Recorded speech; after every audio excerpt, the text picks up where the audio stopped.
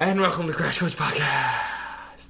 I don't know what I was going for there. Whew, the tension. I know, right? You could bounce a quarter off someone's ass. I don't know. You could buy a train ticket with that. I don't know. Wow. Wait, what? I don't know. I'm going back to the teens or something. Oh, I gotcha. Your okay. teens? You could buy a penny whistle. We had If you had a penny. We had a penny whistle on the show. No, okay. What I'm saying is that what you did is worth that penny. In other words, if you do what you did, you don't need the penny. No, back then a penny was a lot. Are you kidding me? Fair. It was still only a penny. Okay, fair enough. But well, that's at least a fifth of your train ticket. If you're taking the New York City subway as of 1904. I wish he would stop talking about his childhood. He is like practically an 80-year-old. That was good. That was. Thank you. Didn't expect that. Thank you. That was off the cuff. I was like, train? I'm just grateful to see that Steve has returned for another week of podcasting and he's not transformed into John. Because I figured after him becoming so into Weezer, he would just become another John. Hey, whoa. That wasn't John that did that. I know it was probably the Weezer concert itself, which James bought my ticket for, so I kind of owe him. And you said it wrong. It's whoa. Whoa. Esoteric reference, episode 26, outtakes episode. Look it up. Enjoy it. It's one of the funnier ones. Timestamp. I'm not that good. No, yeah, I don't know that you memorize the timestamps too. That would be a little much. One day. We have a week worth of podcasting to listen to. You memorize the timestamps, I swear to God, I'll put you through college again. Wow. I'll take this bet. It's on recording. I will take this bet. It's on recording. It is on recording. It's just like, I'll buy your textbooks next semester if you beat Battletoads. That was posed to me. Well, Battletoads was a really hard game. I got to do level 11 out of 12. Wow. That's solid. really good. No, that's pretty solid. For someone who sucks at games, I'm very surprised. No, someone who just never plays games, which well. is totally more awesome for me. Yeah, Steve never plays. You just suck. That's not true. Yeah, I'm better than you at most games except shooters. That's the only competitive game out there. That's not true. There are fighting games, which you suck at. That's partially true. Yeah, uh-huh. There's music in this discussion somewhere, right? Yeah. We'll get back to it. Yeah, that's true. By now, you've Timestamp heard my conversation with Michael Kill. I hope you enjoyed it. You can check out his work on Bandcamp is the best way to get it. I'm excited, he's selling cassettes for his newest record, which I thought is pretty neat, because I didn't know anybody sold cassettes still, which was pretty cool. This is New York. There's a lot of cars. Sold me. No, you gave me a cassette. That was Bill and Ted's Excellent Adventure soundtrack. Yeah. I discovered I can't play it. What? I don't have. It's sitting there. I don't have it working. All of them are busted. Excellent. I don't even have a cassette player in my really car. sucks. Otherwise, I would steal it from you and keep it in my car. I feel like I gotta go black market for this. This is how sad it's gotten. Also, listening to this week, keep an eye out. I believe Eric Neff, who we've talked about on the show before and who I will be interviewing later this month on Autographs, his new album drops this month, so keep an eye out for that, because it's actually a really great record. Sometime this month. We'll keep you on top of it. Yeah, I don't really have the date. The funny thing is I was talking to Eric, and he didn't really know the date, so I don't either. Sometime in November. Yay. But why don't we get started with why we're all here for our new record of this week. Yes. Death from Above, 1979, The Physical World. So, Death from Above 1979 is the 2001 project of Sebastian Granger and Jesse Keeler. Now, two-person rock projects always kind of interest me, because it usually makes for some pretty unique instrumentation, and we're going to get on to that as we get to the topic. But this is just due to personnel constraints. It often makes it kind of tricky, because you have to trade out, say, a staple role of an instrument for a more intuitive reliance on, say, something less prominent. In this case, drums and bass. A great combo as it is, but now it is the whole gamut. The bass fronts the melody, that would be Jesse Keeler, and Sebastian Granger is the drummer and primary vocalist. Drummer and primary vocalist, not a terribly common thing. Anyway, the duo is from Toronto, and would be most remembered for their solo LP released in 2004 called You're a Woman, I'm a Machine, which had hinted the levels of testosterone that we'll be reaching today. I know that as of its release, I personally fell in love with that album and found it irresistibly cathartic, but I was disappointed to find that the band dissolved the following year due to artistic differences. Needless to say, everybody complained, and the two were practically stalked in the grounds of when and if they'd be reforming. So finally they caved for this decade-delayed release, The Physical World. Now, just to you folks, a word on genre, if I may, because I know that we're going to get into our sonic impressions of this band. So, without getting too deep into song by song yet, how would you guys describe this genre, if you could? I mean, I alluded to it before. It had kind of a mix of indie and metal. I had said, and I was going to quote this during the first track, but I guess I'll quote it up front, that it feels like the White Stripes fell into a pool of metal and emerged this band. Because there's a heavy influence of indie, but I sense metal bass and drum work very much so. That's a great origin story for the next superhero. Metal, just from the name, you get metal. Only Death from Above. I mean, that's going to put it out there. Yeah. I should have a little aside on the band's name, just because it was requested, and probably someone would be curious. Death from Above, 1979. All I can answer is about half of that. 1979 is quite simply the birth date of, I believe, Sebastian Granger. That's when he was born. Death from Above, well, obviously, we tend to attribute a lot of importance to our date of birth. But it was falsely circulated for a while that it had come from the movie Apocalypse Now, which was released in 1979, and as everybody knows, Death from Above was written on the Black Hawk helicopter that went napalming through Vietnam. So that's a coincidence. Nothing more. Great scene in that movie. Yeah. The band, sonically, I'd put them in the realm of metal, rock, indie.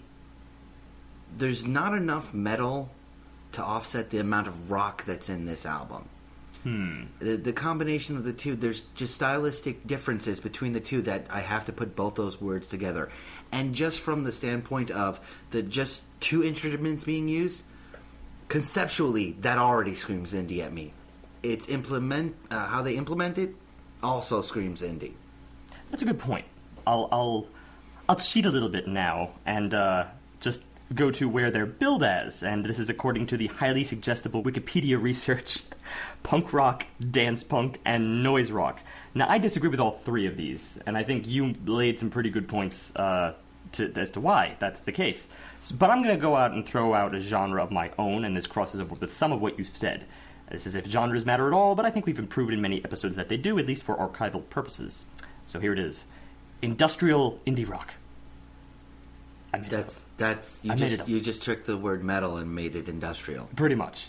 Anyway, I say this is certainly punk-inspired, but just as I disclaimed in Weezer last week, I wouldn't say that they just fell ass backward into punk because of their melodic nature. Well, here, I can't get on board either because it's just too groovy for punk. It's not riddled with the same kind of attitude either, but it clearly still has attitude. It's just that there's something a little more predatorial about this, and maybe that goes back to that whole testosterone thing that I mentioned just by, their previous album being called You're a Woman, I'm a Machine.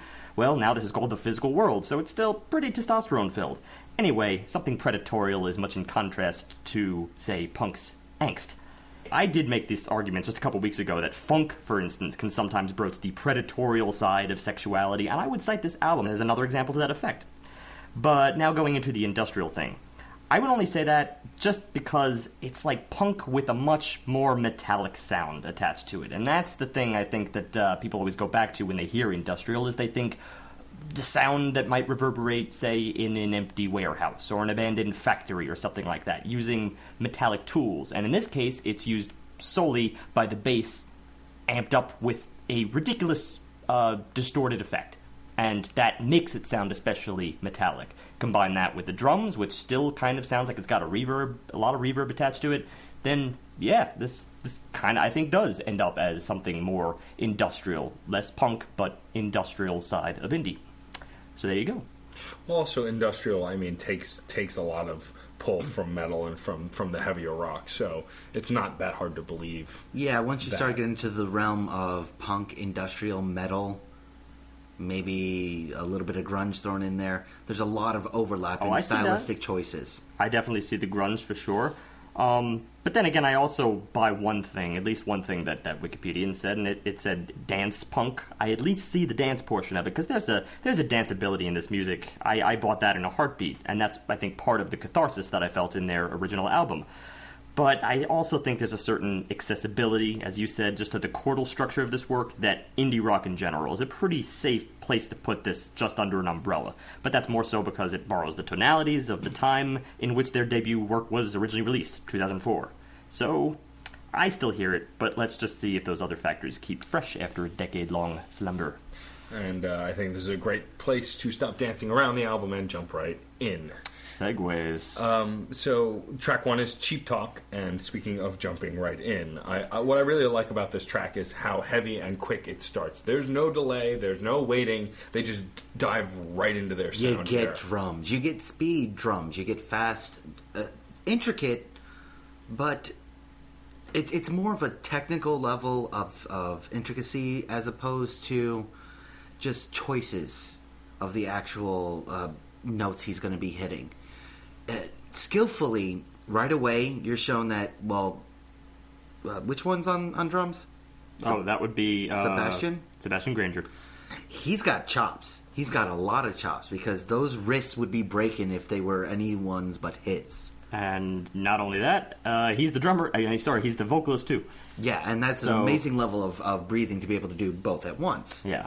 I'm sure that probably in studio work it may be separated, but as far as I know for live work, well, they just... He doesn't get a choice. Yeah, they just stick the microphone right up there. He's got a deal. Thanks. It starts off... Cheap Talk does start off steady. And I think that's a word that a lot of times has negative connotations, but here I'm going to be using it as a positive through most of the album. Everything does hit high levels of energy, especially right off the bat. The bass, when it steps in and it's steady. But it's not steady in the way where you're going to get bored too quickly. It's steady in the way where it creates a level that you're ready for. You get there, and you're going to stay there. You're going to feel this high energy. That's another thing that you're going to get right away. Not just the speed of what's going on, but the actual pitch of a lot of the instrumentation just promotes higher energy. Just promotes you really getting into it, to start bopping your head, to start moving. That's why I guess they throw dance punk in there. It promotes movement. Yeah, no, I buy that. And I think also that's sort of the fatherhood, I think, of indie in many ways, is they take that stage readiness of punk, and then they just, tweak it. It's a little bit more friendlier. The funny thing, though, is that I find that this traded out the friendliness for something else. Instead of going the punk route of attitude, as I term it, I think it just went more of an industrial route. I just think it focuses on that metal grit, but it still keeps it fairly danceable. But otherwise, this is everything I've discussed so far. As you said, it's got the rapid drums. The bass really sounds like metal on metal, and at least, I admit that it's steady, as you pointed out, but it's kind of got this power to it. The fact that it's thrashed on the first beat of every single measure here, it comes across kind of like just talking about the intro here, it comes across sort of like a modern bell toll, like a red alert, say abandoned ship, air raid, lunchtime at the coal mine, any of these things. This is how the first 4 bars of this comes across. Lunchtime at the coal mine? And that little buzzer goes off and everybody... How many coal mines have you been to? I can infer. I believe he was one of the Peruvians trapped I knew someone who lived near an abandoned coal mine, which closed there you 50 go. years prior. That's pretty close, I think. He's an expert now. That's right. Also, the thing about this song, and going back to what Steve was saying about the song feeling them being able to get you moving, having a danceable feeling, is in the lyrics too. This song is very much a mating ritual song. It's very much sex and passion and a one night stand kind of a song. And even with the first verse, she uses her body to say things that she can't say. But so do I can't lie. I could never really move that way. It's like, that first verse is about dancing, about moving to the music and what you say by doing it. And I think it really ties into the rhythm of the song. Certainly. And the bass settles upon a pretty good groove in this verse section here. And it also functions as a form of dual ranging the bass's role, because of course you think of the bass as the bass. It takes the bass line and that's pretty much it. But in this case, it kind of needs to do what I would say sort of call the equivalent to when people say three-handed piano, where the piano has to take the bass and the mid-range and the high end, and it accomplishes this by doing a sort of stride thing, and the left hand goes back and forth between the bass and the mid-range. You encounter this a lot in stride or ragtime, that sort of thing. Well, this is sort of the same principle, but just coming from the bass's perspective, where it would normally be in the low end, but now it needs to reach up and do these jumps way up to sort of the mid, and there really is no high range to the bass, but you'd be surprised how high a bass can really get. And the effect is just tonally, when you use this little strange distorting routed that they have, it's unique. It comes across as very full, and again we'll talk about that later when we get into You're not really missing the guitar. If No. you're going to go with the classic No, setup you're of not. this sort of a band, you're not really missing the guitar. He does a lot of things with the It bass. sounds like a guitar in many instances. He does, and that's why I compared them to the White Stripes a bit, because Jack White did a ton of that in the White Stripes. There were a lot of moments where, even though they were drum and bass, you heard a ton of really great guitar work. I mean, some of the songs did actually have guitar, but he also did a lot of great guitar-ish work with his bass, and I hear a lot of that in this too. Right, and another point I'm trying to make here is that what it ends up doing, especially when he reaches that mid-range, it sort of comes across as comping for the vocals themselves, for the vocal melody. So, comping is not the kind of thing that you would otherwise expect from a two-person band, which basically is dealing with just two primary instruments. Maybe the synth, which does come in here and there. And let's talk about the chorus, because that's where we're going to bring that in here. Actually, no, before that, the pre-chorus, because this is very important. The pre-chorus is sort of where this particular track starts to really beef itself up. And the synth does step in, probably added in post, almost definitely has to be added in post, but it's frantic, absolutely frantic, and this marries itself pretty well to the pre-chorus lyrics. So listen, I go crazy, and that's sort of spoken in a wail here. The way she makes me, get on my knees, yeah, I'm begging please, yeah. This is not like high poetry, this is raw poetry. This is just flat out the musings of a person who needs something now, and that goes back to the testosterone that I've been preaching. Yeah. But that If you can turn, preach testosterone. I run into issues when they go into the chorus. It feels like they're starting to separate the two segments of the songs. It does not marry very well for me to what the verses were doing. The sound change is a little bit too dramatic. This is something I'm going to have to disagree with you fundamentally on. There are later moments in the song where you could argue, later in the album where you could argue something to that effect, but in this particular case, I'm going to just go ahead and not agree. I think it's the kind of thing that, as far as their music style dictates, it can kind of jump on you all at once. Say, for instance, the things that I noted as early as those first four bars. Things like, an air raid, abandoned ship. This is the kind of sound effect that the bass is having on you. It can be a little bit jarring, I'd imagine, to certain audiences. But that aside, I think it takes a few times before you settle into this. Perhaps it's not an all-at-once kind of album. You really need to let it grow on you. If you let it do so, I believe it can grow to the same catharsis. At which point, these two sections are not divorced by any stretch. I think it's a natural evolution, and it makes the song a lot more interesting. Yeah, I don't feel that divorce either. I mean, I can sort of see where John's coming from, but I think it's hyper specific, and I think it's too focused. I think that there's enough connective pieces here that you can kind of go with it. Also, I rather appreciated the energy and the balls to do something a little bit more. I still can't even say drastically different, but balls to at least push the song forward so early in the game, where other artists might otherwise just try to settle you into something familiar first. I don't need that kind of coddling. Because what I really like about this song... Oh, I'm just going to continue my statement because you flat out interrupted me, so I'm just going to continue. Oh, no, you may. Oh, thank you for giving him permission. Go ahead. What I really like also is this marriage between those two pieces. What really ties it together is the lyrics, and while I'll admit I didn't really get the lyrics on a first or even a second listen, I like that though. What I like about a lot of heavy metal and rock and punk is that you have to work to understand the song, and sometimes I enjoy doing that. It gives an extra level of analysis. I'll admit sometimes that's a little too much work for some people, which is fine too. I sometimes feel that way as well, but here I just feel like those shifts really reflect this kind of internal struggle that he's having, and clearly, This is a moment on a dance club where two people who are very attracted to each other are flirting and trying to figure out where they fit.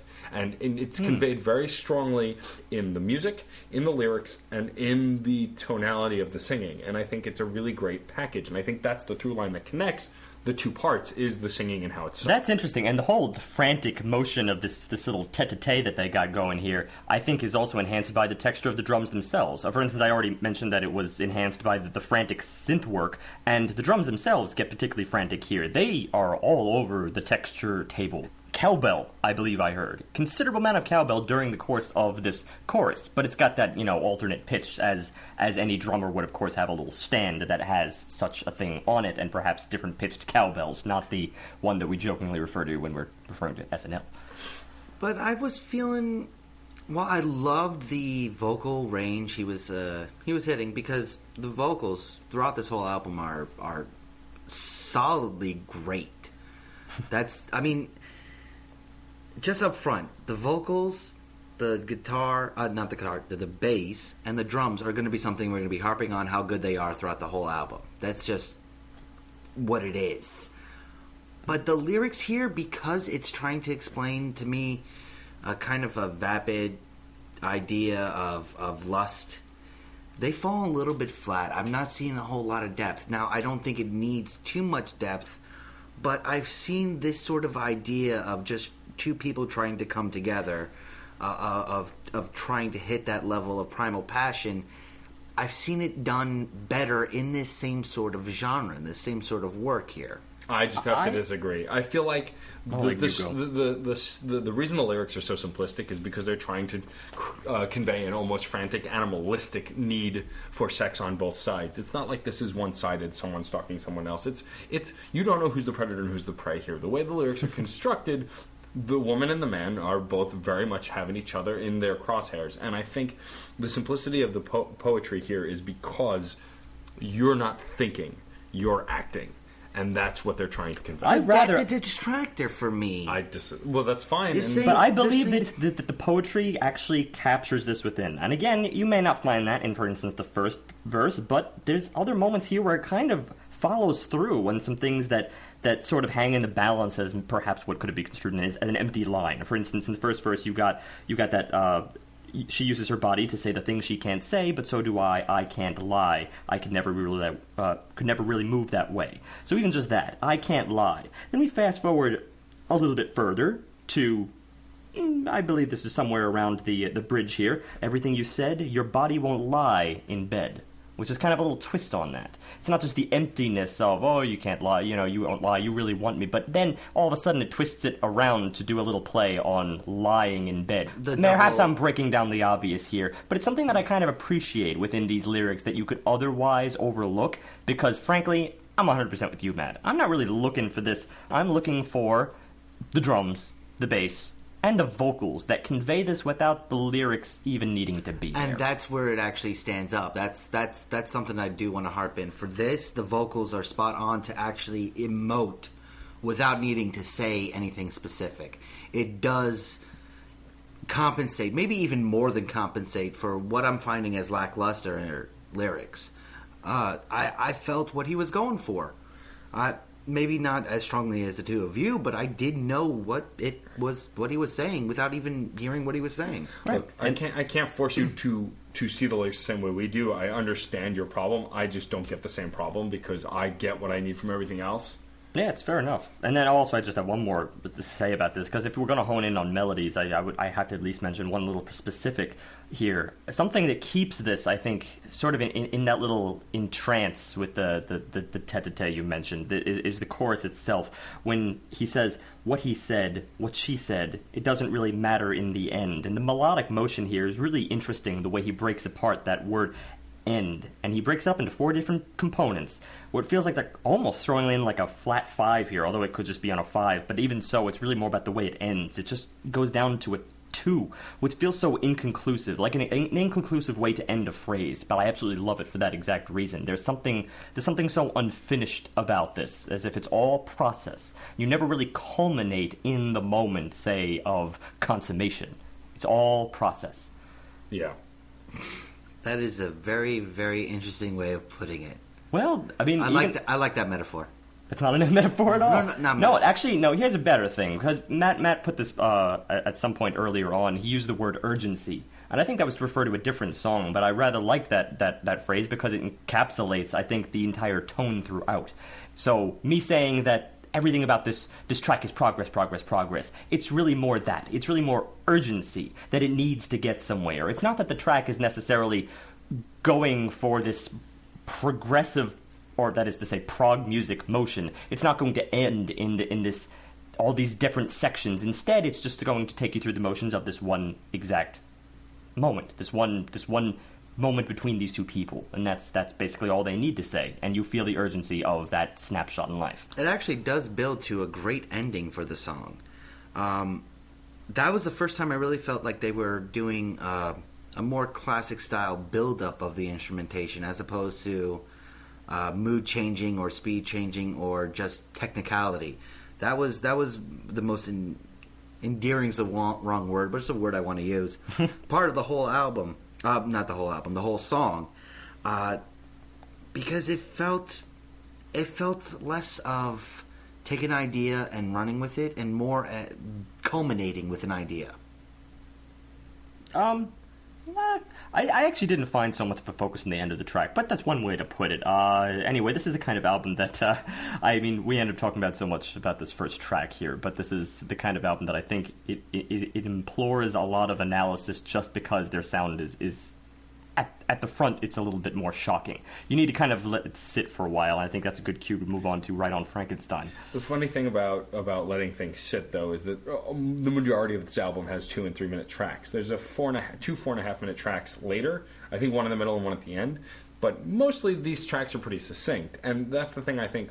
Wrapping up on Cheap Talk is what I like best, is that it hits a hard 3 minutes, finishes, and then we're right on Frankenstein. That captures urgency, too. Why would you need to reiterate urgency? How urgent could it be?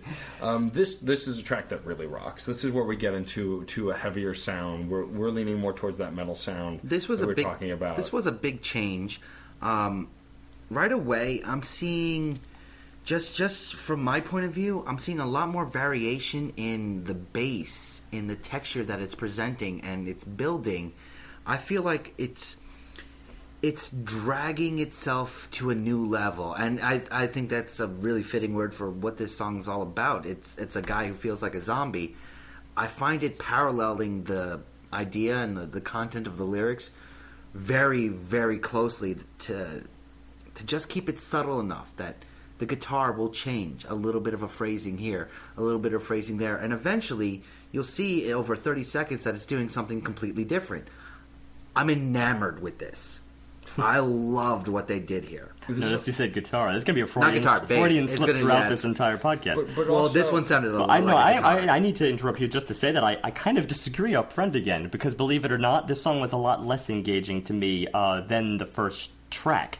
But not horrifically so. I was not brought down by this track necessarily. It actually makes up for it in other ways. It makes up for it by just the sheer energy. This is a fast track. It's upwards of over 200 beats per minute. And to be honest, this is where I kind of sympathize a little more so than any other track in this album with that Wikipedia reference. This has got a lot more of a punk pacing to it. The song later on also has a very punk pacing, but also what I really like about this track, as opposed to the first track, is you also get a more prominent sprinkling of those unique flavors of synth. You know, they're here as effects, but they really support, I think, the framework of the song and keep it from becoming too overly repetitive by adding these little sprinkles here and there that give the song an extra character. Right, and that it's those little sprinkles, things like that, and even just the energy itself, that keeps this track, I think, from feeling repetitive by any stretch. But it's just because that you honed in specifically on the bass that I found that particularly interesting, because that's one of the most regular things I think about this track. It's mostly eighth notes, it seemed. The slight changing in what notes they were playing, that at such a fast speed, because you're right, 200 beats per minute. Was it really that fast? Oh yeah, I think I actually clocked it in at about 206. It was allowing it to very rapidly but subtly change its texture, change what actual notes it was playing. Even though it was keeping at such a fast speed, it kept the melody from falling apart on me, but allowed it to shift, allowed it to feel like it was actually evolving into something else, even when the framework seemed to be very samey, very, very similar. I admit I did like the melody here, although there were moments where I thought it was a little bit lackluster because I was in such an inverse case we have right here, where I was more interested perhaps in the lyrics just because it said something so provocative. Oh, I love I don't the want to lyrics. die, but I want to be buried. Leave me at the gates of the cemetery. That's curious. Well, I wanted to know exactly what he meant by that, and it made me a lot more curious to read into these lyrics and do exactly what you talked about before, as many listeners do not do, is analyze lyrics while they're trying to rock out. Well, also, there's a thing here that I'm realizing with this song especially, is it's conveying a message that, I mean, comes up in other songs here and there, but he's really talking about a zombified existence, which we have in the modern age, either whether it's zombified by our technology, by lack of sleep, overstimulation, whatever it is, this idea of he feels like the undead, and his lyrics start to unravel towards the end and make less sense as you go because of the state he's in. And I just think it's a really strong structure support too, right on Frankenstein. I really think also this kind of idea of it's a self-cheering on, like he's referring to himself as a Frankenstein, and you know, he's like right on Frankenstein, almost a self-cheer, self-inspiration to get out of this rut. It's an interesting take. I like because it has double meanings on top of it. It could be a very personal take of something happened and now he's just dead inside, or society is draining the life out of him, or he can go so many different ways with it. And because of that, a lot of the content I was kind of missing in the first track, I'm really enjoying here. Even though it's really hard to hear the words. Well, it's more like the first track just captures everything that they did on their first album, which is, you know, again, highly sexualized, and it's up to you as to how much you really want to read into it. I'll admit this was pretty interesting, even though it's a pretty light metaphor. It's about as on point as it gets. Yes. I've been a zombie lately. I got nothing to say. Always talking too much. Not enough eating brains. It seems like it should be so straightforward, but considering everything you just said, Matt, I think that's.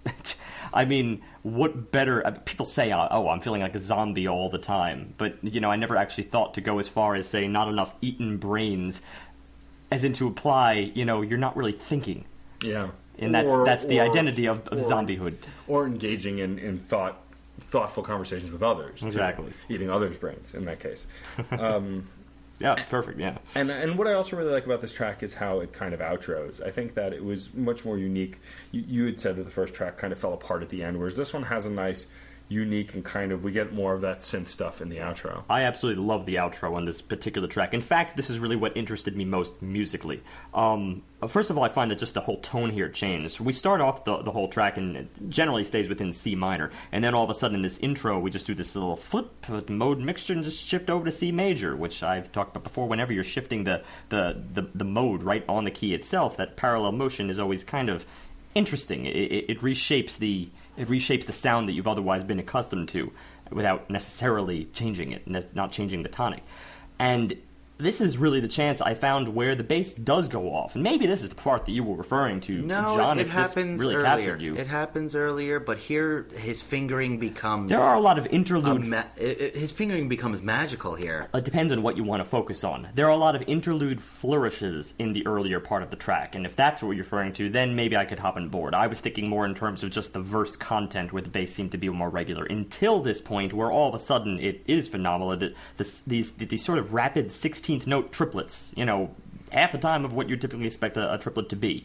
And then within this, it sort of hits the F sharp there, and then up to a G. It's kind of poking at Lydian within this. And then on the next chord, we go to F major, which is just fourth up. And here, the triplets do the same exact thing, but they go from B to C, sometimes even D in this particular case.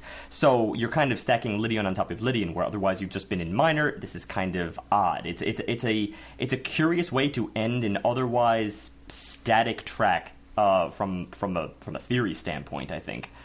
Even though it had the energy going for it, I didn't expect this in this track. I actually thought this track was going to be a letdown. This kind of implies that the album is moving in somewhat more complex directions. Speaking of moving on, we will go to track 3, Virgins. What I really like about this track is you get so much more unique bass work. I mean, the instrumentation, even early on, you get a ton more bass slides, and it's almost like the bass is even purring. Like the rumble of the bass almost feels like a cat purring. But also what I really like about Virgins is this feels to me like this feels most punk in message. it's very much, this town is the death of us, the society's beating down on us, we damn the man. It was a very punk attitude. And I think that the people who are pointing out that it's punk may not necessarily always be in sound. It might be in attitude. And you really get a sense of that from the lyrics as well as the bass work in the very beginning of the track. Well, lyrically, it's talking about two people trying to lose their virginity. And everybody has been there unless you're a truly celibate individual. The point of view that they're presenting here is very 80s, so it's along the lines of punk itself. Just the idea of trying to find a place where you can get away from your parents. I like it. These words make me laugh and smirk a little, just, nostalgia reasons and all that sort of stuff. It's not adding to writing in the grand scheme of things, but from this point of view, I love its cheeky nature.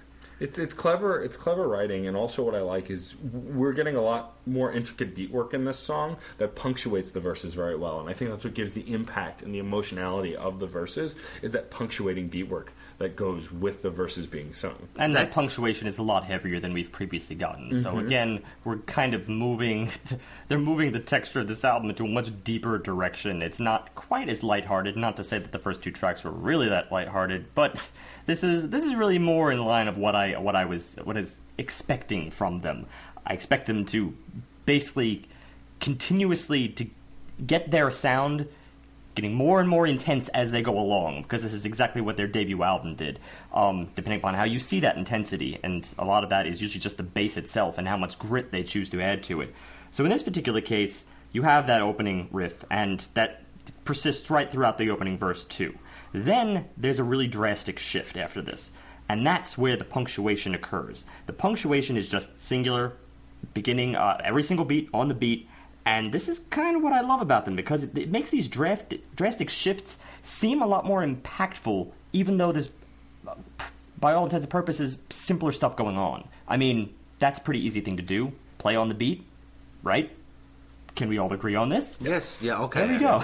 We didn't want to interrupt. Fair enough. I didn't know there was a call and response. I didn't know I had to pay attention. I really forgot my homework. There was really no reason to. In any case, so it's a simpler thing to do, but strangely enough, this was the most impactful moment for this album so far. Goes to show that complexity is not always the thing that really beefs up your album or beefs up your song material.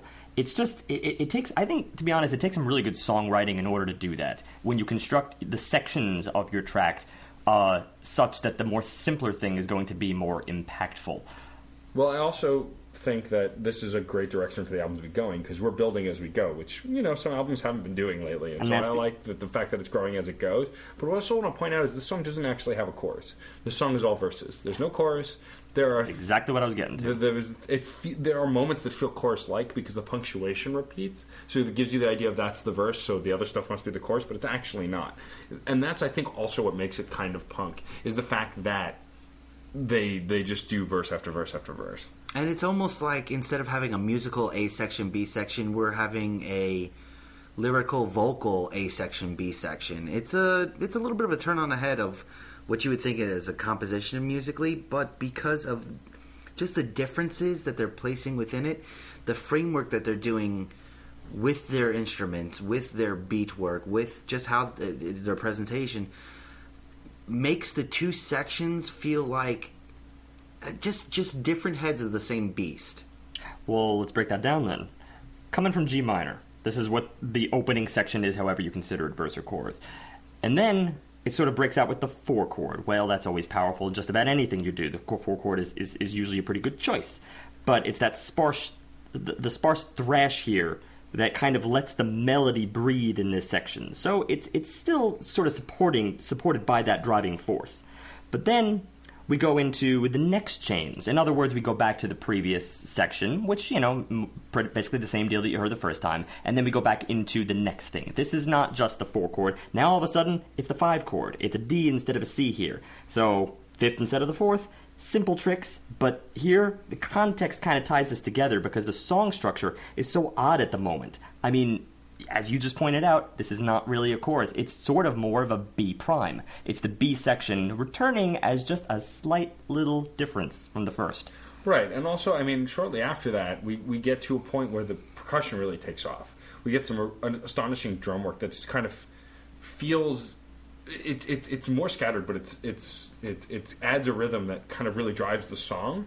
And this, I wrote it as a powerful chorus, but it's not. It's more verse work that gets more powerful because of the way the drums evolve at this point in the song, too. Well, it's because it's not just standard A section, B sections. They're influencing themselves, especially towards the end of the song. It becomes a fusion of the two different ideas, which shows that they were so similar because, like, I had my complaint about A, B, and Cheap Talk not quite feeling the same. I could not actually divorce the two sections in this song, the A prime, the B prime. The fusion was there. It wasn't until the end that I actually saw the two pieces melding so well together. Well, it's because of the linear effect of it. I had the same experience here as I experienced back in Godsticks when we reviewed that back in episode 51 when we went through the Visions Conundrum. There were many songs there where I didn't really attempt to sort of see these sections in terms of verse and chorus, because very much it was just the story moving itself along under its own power.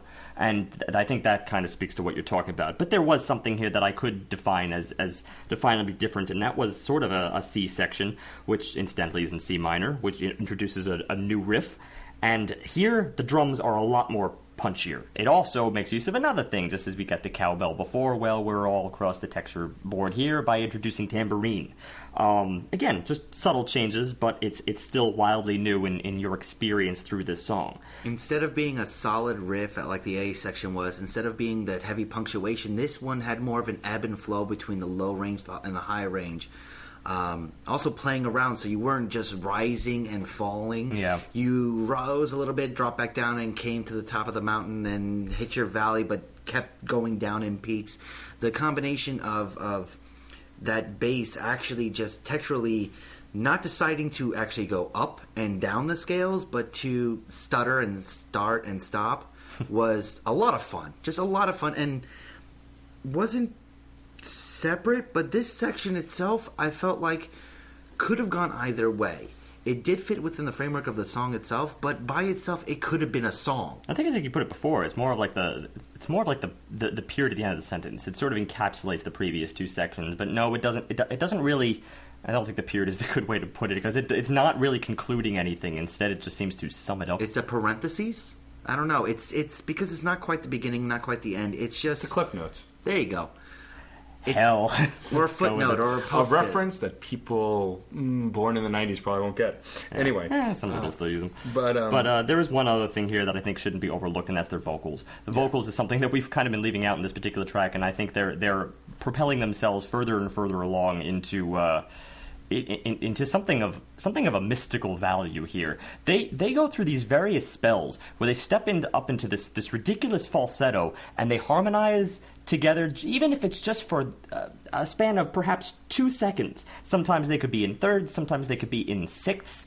It's actually kind of hard to tell because the backup vocalist kind of sings very lowly, or he's mixed very low. You mainly hear the primary vocalist, but it's clear that there are two people singing at that moment, and it comes across as very chilling, I think, just because of the fact that they're in such odd falsetto, and the inflection has this quiver to it as they taper off. Well, yeah, the inflection is definitely the strength of this singer. I mean, he has other chops as well, but that's really the thing that sells it. And I think that's why I even felt like it was a chorus at first before I looked at the lyrics, because they sing similarly in style from verse to verse, conveying this emotion of a chorus even though it's not. One moment here that they do the same thing. Again, I believe it's in thirds. It could be in sixths. I didn't listen that closely, but it was that line from the let's call it I think it's the B prime, and this was that there's nothing sacred to me. And right at this moment, all of a sudden, they just seem to they're so tight. Just as far as just rock music terms are concerned, this is a tight ensemble, even if they were just playing a cappella, which I could actually imagine considering them. And the line, there's nothing sacred to me, I love how it's followed up with, I lost it in the back seat.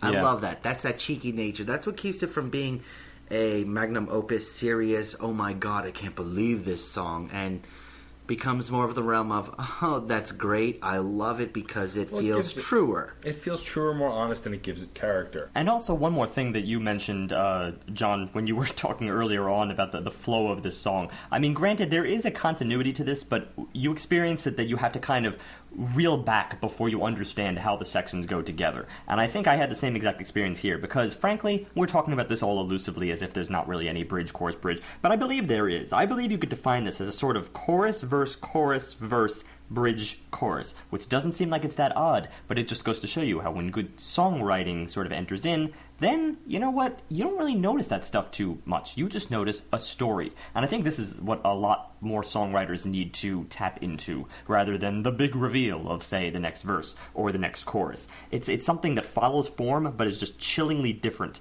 and it's chillingly different by being just slightly different. That's it. Would you like to take us on to track 4, Always On? Lenny Kravitz showed up. This was something, I was writing it down when I believe Storm said it aloud as we're listening to it. This was another difference on this album. They keep coming up with new ideas. It had a very classic rock style intro, but it did also be very reminiscent of what Lenny Kravitz did make popular in the 90s, this kind of modern rock sound, heavy guitar, which is funny because this is driven by bass, but the bass is at a place in this track where it sounds very guitar-like, very rooted in that 90s sound. And I think it really kind of gives this kind of classic rock feel overall. I noticed the classic rock. I also noticed something else. Later in the chorus, vocals seem to reflect the inflections of yes, just a bit. Okay. Perhaps at any point you could hear the falsetto and say, well, okay, in some sense that perhaps goes back to yes. But I heard it in this track, and maybe it's just because of the classic rock sound. Well, I mean, also the lyrics feel very classic rock. I mean, innocence is fading because we see it here too much. Everyone you know around you always keep in touch. The banter and flow kind of feels like a very older rock and roll song. And I think that's a solid conveyance, too. Plus, the lead singer's voice, he really does have an inflection of like a either 90s alternative kind of gravelly singer, or even further back than that, some of the older rock and roll gravelly singers. He's not quite at the range of Osbourne, but when he hits those heights, he can almost approach what Ozzy does. He doesn't have the like you said, gravel of a true grunge, but he can get really close. He's in a nice little area right there. There's a lot of crossover, and it's also his inflection really sells it more than the voice itself. That's why I felt shades of Ozzy more, because of how he was singing than what his exact range or level. The reason we notice here, because this is a really vocal-heavy song. This is the kind of track that I think puts a lot more emphasis on melody than many of the previous tracks. I think in those cases, you're very often waiting for the next riff or the next punchy section shift. In this particular case, you're kind of getting a little bit of what you got in the last track. I find that there's a lot of seamlessness between the verse and the choruses here. It's just another continuation of the story, but it really is more important is the melodies themselves. I'd rather read a little more of this. If we brought Kurt back to life, there's no way he could survive. No way, not a day. I've been losing sleep, just keeping up with what's become, reaching out for someone else when all I want is love. I want to maybe say that the reference is Kurt Vonnegut, but I'm not entirely sure. Really? And see, my brain went to Kurt Cobain. I like the Could fact be. that Could be. that those were the two Kurts you went to, because both those Kurts are very good Kurts. It could be I may be It more could with be Matt either. now. I didn't consider Cobain, but you know. Vonnegut may not be too far off, only because of the esoteric darkness that Vonnegut likes to put in all the things that he did. But Kurt was pretty dark too. I mean, but also the thing is, and it talks about how a lot of people mention that Kurt Cobain, in the era that he existed in that early 90s, like his short lifespan, if he were to flounder around in the 2000s or post-2000s, it would be very difficult for a person like him, especially with all the demons that he had.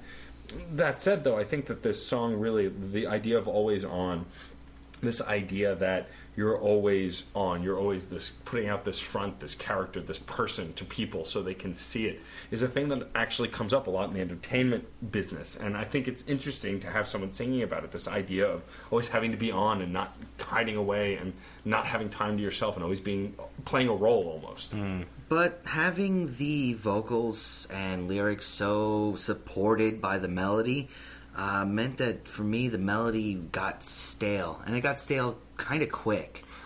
Oh, just to jump back really quick, though, I think the reason why Steve might be right in agreeing with me that it is Kurt Cobain, though, is because people say that one of the things that drove him to kill himself was the fact that he couldn't be always on. Being in the spotlight drove him to that point of insanity, which is why I think he's referring to him. Touche. Me right in agreeing with you. How humble of you. My pleasure. Touche. And back to my point, it's another instance of the speed picking, amazing, but the bass is less than stellar. The drums seem to carry it more for me than anything else. Well, the drums were in an impressive place, but I would agree that with Steve, the vocals were kind of the focus.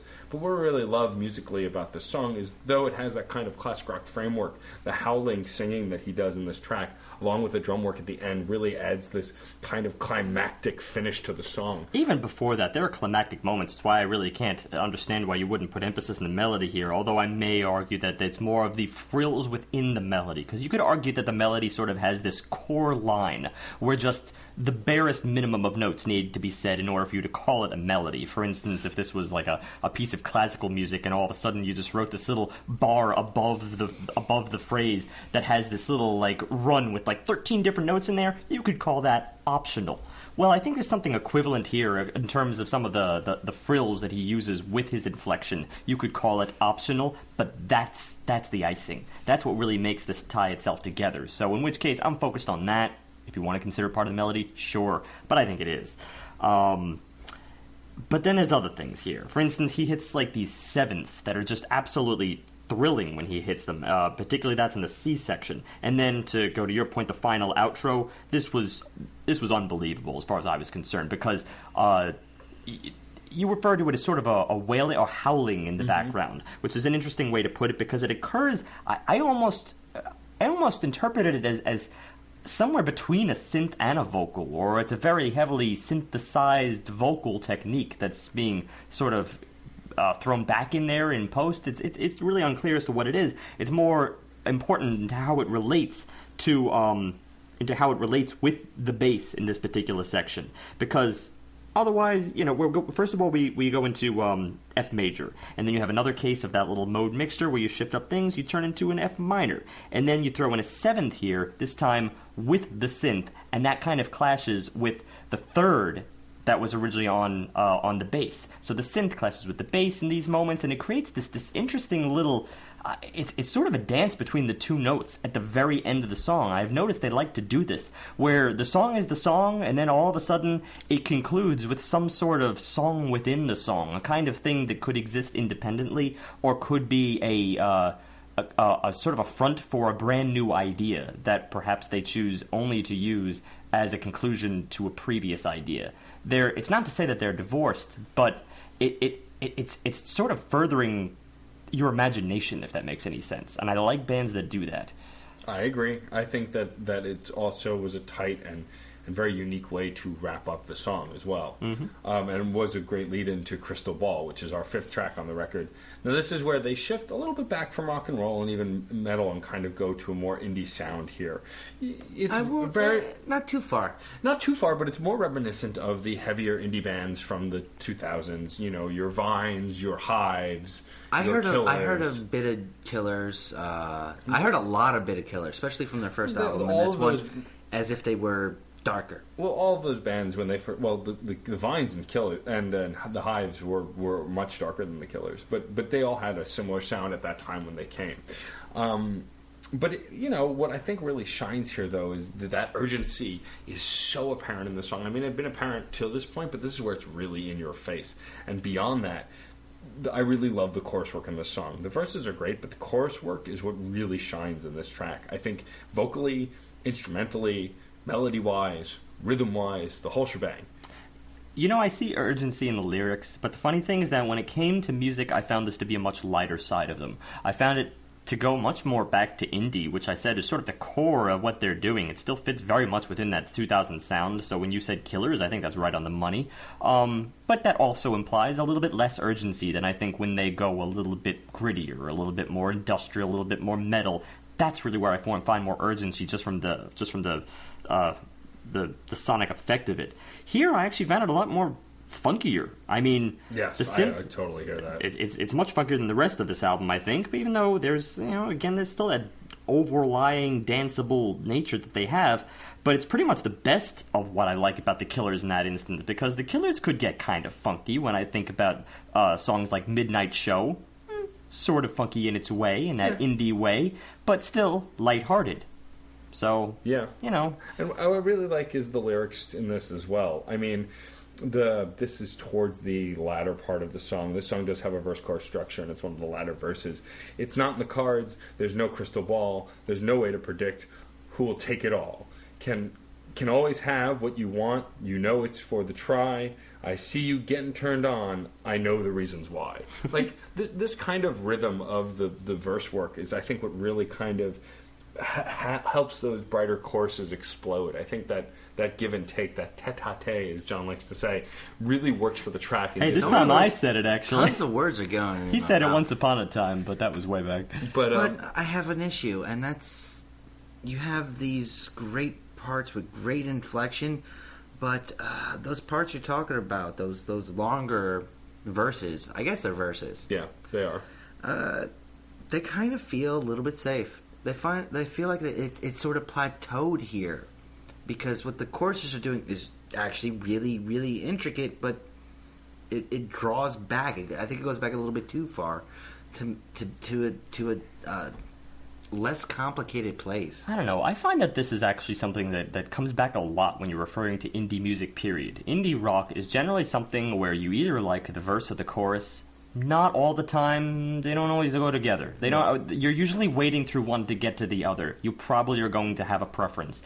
And I think that's kind of the experience that maybe you're having throughout this entire album. Yeah, you know what? That kind of sums it up. Yeah. One part's great, one part's just okay. One part, you're just sort of there. Yeah. Watching the timestamp go along. The thing I like about this band, though, is that even though, we get this idea from the verse and the chorus, and sometimes it feels like we're waiting for one or the other, none of the songs stick around long enough that you can really get that upset about it. It moves well enough, and you get through the song well enough that even if you're not so happy with part A, well, don't wait too long, because here's part B, and then you can enjoy that instead. I'd still argue there are things here in this track that would grapple you no matter what. For instance, harmonies, phenomenal. Although it's true that does occur in the choruses themselves. The harmonies, especially on just that moment where he says, "Oh, within if my heart bruises, everybody loses. Oh, you gotta believe me." And again, just as he broke up the earlier word before, well, he's breaking up this word "oh" into 4 different parts, and it's there's something chilling in the way that he takes these singular words that otherwise would have absolutely no meaning whatsoever, and he makes that the singular focus. It's a common tactic I guess any songwriter would generally have, but for some reason here it is hitting it so much harder than just about any other indie band that I can think of at the moment back in that era. Yeah, no, I would agree. Back in their era of mid-2000s, because they've been on a little bit of a slumber. No, there's definitely a time capsule-esque kind of feel to this to a point. I do like, though, in the verses also how the bass and rhythm work kind of is almost hypnotic, and that's what kind of keeps you coming back for it, is that kind of moves you along, as it's almost hypnotic. Actually, it is quite hypnotic, actually, and it's not even almost in any stride. Way to go back and do something. It hypnotizes him into saying that. There you go. Another thing is solo work here. Now, I noticed you mentioned earlier, John, that their solo work is it's debatable, or whether it's even there at all. Yeah, not really solo, but we do get one here. In this one we do. This track we do. We get a solo. It's distinctly a solo, I would say, until I realized they repeated it through the next verse. So guess what? I still didn't get one. No, it's not really a solo. But here's the thing. They created such a phrase that is so intricate that you interpret it as a solo until you realize that solo is the riff itself. That's pretty cool. No, it is a great idea. That's actually one... I rather enjoyed that, Going personally. from last week, that's one of the things I actually was touting about Weezer, is that when they do a solo, they take parts of that solo and intersperse it. Here they're going even further. They're reinventing a lot of the melodies with a quote solo that isn't in any way, shape, or form supposed to be just an expose of a masturbatory guitar or anything like that. No, it's going to be the new through line. Yeah, and actually they're following suit here by doing it in the same exact moment that they've done it in various other tracks, which is to do their curious eyebrow-raising C-section. And this is the point of when they do it, and I'm not talking about, you know, having babies. Oh, C-section. It took a second. Yes. But that C-section, as has in the previous songs, had been an interesting way to move on to the next track. I really like that they wrap up tracks using these intricate and unique C-sections that kind of they wrap like it up. They leave you on something new that's still familiar, and then go into something completely different. It sounds like such simplistic terms of breaking this down because you'd think that's what a bridge is supposed to do, period, but in some way it doesn't sound gimmicky here. No. That's I think the thing I'm trying to really get across, because otherwise I'm just trying to get across pop music structure. Well, that's sort of what a bridge is supposed to do. Either that or it's supposed to, of course, tie the two together and overuse something else in the end. But in this particular case, it's sort of reinventing the song, and it makes the repetition that is otherwise there, still otherwise intricate repetition, sound far less repetitive. It's always reinventing itself as it moves along, and it always keeps you dancing. It will not let you stop. It refuses. It's against your will. I don't know where it's going with It that. hypnotized you, so that was probably against your will. Could be. On to White is Red, track 6. This is one of my favorite tracks on this album. And Best intro thus far. Yeah. Nothing. I don't think anything really comes. well, the reason for that is, of course, it's doing... I mean, this is the first track where the whole tone is discernibly different from everything else we do. It's groovy instead of energetic. It starts with the kind of even a hopeful sound. Like, you get an emotionality from the moment the song starts. There's no lead up, there's no shift, there's no fast pace, there's no searching for an emotion. You kind of really get it from right out of the gates. And it's the way this song is structured a little differently from others. Right, and I got to go back, and I think that you're much more on point here, because, John, I got to disagree with you with the word groovy. That's not what I got in the beginning of this track. I interpret this as much more warmer than anything else they've done. It's more of a 90s grunge sound, no shortage of that recently. The bass tone is brighter, it's fuller, the vocals are crisper, a lot less noise, less distortion. It struck me as a little bit odd at first, until the chorus sort of revealed this strange blend of both styles, and it came across perfectly. I mean, this is not the courtesy track, the courtesy lighthearted track. It's done in only the way that Death from Above 1979 can do it. Well, the reason I would say groovier is just the drums are playing at 1/3, 1/4 speed. They're steady as opposed to present.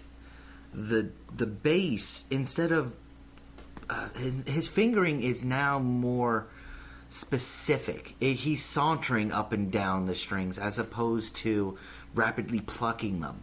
That's I wouldn't call it a funky groove by any stretch, but for this album, it feels like they're now I think that just saunter, getting into it. the saunter came across as very romantic, kind of longing even, less pure testosterone again, as we've been having. Yeah. And what I also really like, though, is this song from we're obviously talking about the verse at this point. It really, when it goes into the chorus, kind of dives into this more 80s sound, which is an interesting transition from this kind of grungy verse that we were getting as the song started.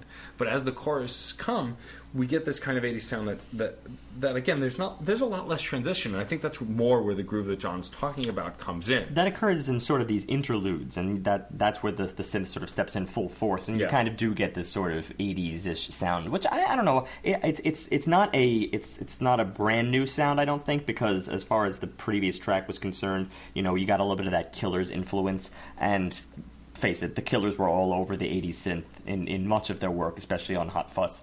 Yeah. But here you get almost like a 3-part song going on, because once you get past this saunter, as I'm calling it, you get a pickup, but surprisingly, this pickup in speed and tempo does not detract from the feeling it was building. Yeah, the bridge is kind of deliberate, and amidst this, the melody itself feels like it has a life of its own. It doesn't really need like the fanciness to fill it out, but it is colored by one thing, and that's sort of this distant wailing of a guitar. It does. This time, I really am going to call it. I think it does sound like a guitar in the background, and it very well could be that one of them plays guitar too, and added that in post. But who knows? And that's part of the part one of the chorus, because this chorus is a little bit kind curious. of like a two-part chorus. It's kind of a two-part, because after "Why don't you leave me?" she asked that night, I said, "I see. I didn't know the kid is mine. I'll never leave you. It isn't right. Let's stay together until the end of time." You got one thing going on here. Duh. And then in the part two of the chorus, the sound changes once again. Now you have, "Oh, now the white is red. Can't get it out of my head. Oh, now the white is red." And it's a big tonal shift. I think it's showing this conflict because clearly this has something to do with an evolving relationship, at least to say the least. And I think that the shift in the chorus work is to reflect the emotional shift that the song goes through. And what's great is when they come back to the B chorus later on, it's not the same. That's was one of my favorite parts. When they get back into the line, "Oh, now the white is red," it's blending the previous two almost sections that they have going for the song. Mm-hmm. And because of this blend with the really out there alteration they did, it became my favorite song, at least up until this point, right away. Just by doing that, just by really reinventing something that was already really enticing. Well, I think also that the chorus is not just like a two-part chorus. I think it's more of an evolving chorus, a progressing chorus, because, it's common that a lot of musicians just repeat the same chorus over and over again. But as we were talking about Schaefer the Dark Lord very recently, what I like about a lot of his songs is that the choruses aren't the same. They're similar, and the inflection is the same, but the words are actually different. They progress and they evolve, and I think that's what I really like about this song also, is the choruses do that in those individual parts. In this case, the words are the same. Yeah, but the music evolves. But the music progresses instead, which is an interesting take on it. Yeah, I mean, this is the kind of... it's funny because this is another one of those tracks where I sort of just want to let the story whisk me along. And it's also... I mean, it is my favorite song up until this point, but I'm hesitant to say anything like, oh, it's because it changed up the tone that I was getting otherwise so familiar with. Because I was loving that. I absolutely love the root tone that they have invented, as far as I'm concerned, as of their first album, which they are picking exactly up where they left off in this album, and I've been loving it up until here. It's not really that this song, blew me away by just offering something a little bit lighter, a little bit brighter. It's just the fact that I guess they managed to introduce another element here, and that is that slight little romance, that longing factor. I think it didn't matter how they did that tonally. I'm just happy that they did it. No, I think that's actually a great way to put it. They don't stay in the tone too long. And when we move on to track 7, Trainwreck, 1979, which curiously has that date that's also in the name of the band. This is the first track we get on the whole record that really builds from the beginning. A lot of these songs jump right in. They are not an evolving... They evolve in the song, but they don't evolve in the intros. This is a song where we actually get a sound that builds as it starts. This is something with a definite exposition. Yes. And you find this in the otherwise. There's steady... It's a very steady intro, but the drum accents are what really fills this out. And it's not just like... The drums themselves are steady, but within this you will have these signature accents where the drums will fall really heavily on, and it's this very rounded, very thunderous accent. It's not just something light to give you context in your measure. It gives the whole exposition context, and then suddenly out of that, this much brighter falsetto just glistening with this ooh in the background, with the piano in the background also. It's very full. Well, yeah, but that rounded sound that you're talking about gives it this feel of this kind of mechanical, almost train/train wreck sound. It's a train beat that is also synonymous with a heartbeat. I mean, it's one and the same, because it's not just about a train wreck or a train itself. It's also about when he was born. I was born on the highway in a train wreck with a heart that was beating out of my chest. So now if I follow it around the world, I can't keep up. If I don't get it soon, I know I'll bleed until I drop. That's not, talking about a train or a train wreck, but it's making the allusions through the music to one thing, through the lyrics to another, and the voice is marrying it all together. But there's something that happens directly after what I just said. Because I want it all, I can't get enough. Because I want it all, I can't get enough. It goes, and it's going to do something that I probably will never describe again, industrial pop. Yeah, it has a very hard pop shift at that point. The choruses lean more towards that, which was an interesting shift for this song and completely unexpected, honestly. Well, it's also that, I mean, if you're using the whole train wreck here as this metaphor, if his life or an actual train wreck is, kind of erratic and crazy, that's the kind of thing they're trying to convey with this shift. Exactly, and these shifts occur in two iterations. One is the first one that I mentioned with the brighter falsetto, and you do hear the piano with that, but the funny thing is the piano is accompanying the falsetto at that moment. And then, you get the verse back, so it's a little bit more familiar here, and then all of a sudden you get the next train wreck. And these occur really suddenly. This is, I mean, as far as referring to divorced sections, this track exhibits it more than any other track, I think. But, again, it's not... This is clearly intentional because of that exact thing. He wants to jar you here. That is clearly the point from the get-go. And in this particular case, you get the piano with nothing else. It's just the piano, and it is mixed a lot louder than the previous case. It's also a very distorted piano. It's peaking. It's off the charts. And this is exactly the kind of piano that I wanted from Death from Above 1979. It's the kind of piano that only they could do. This is not the empty auditorium with a little spinet. This is in your face. This is falling from a plane, playing a piano at the same time. Yes, Death from Above. Exactly. With explosions. With explosions. But I was not a big fan of it. I know that he was going for jarring. For me, it was a little bit too much. It broke the theme of what was being built in the verses. Oh, I gotta disagree. I think this was great. It was brilliant single work. I mean, as far as they could be released as a single. It accomplished what he was going for, but it just broke the spell. I couldn't get back into it the same way. When they brought it back in the second time, and later on, it felt much more married, the two sections together.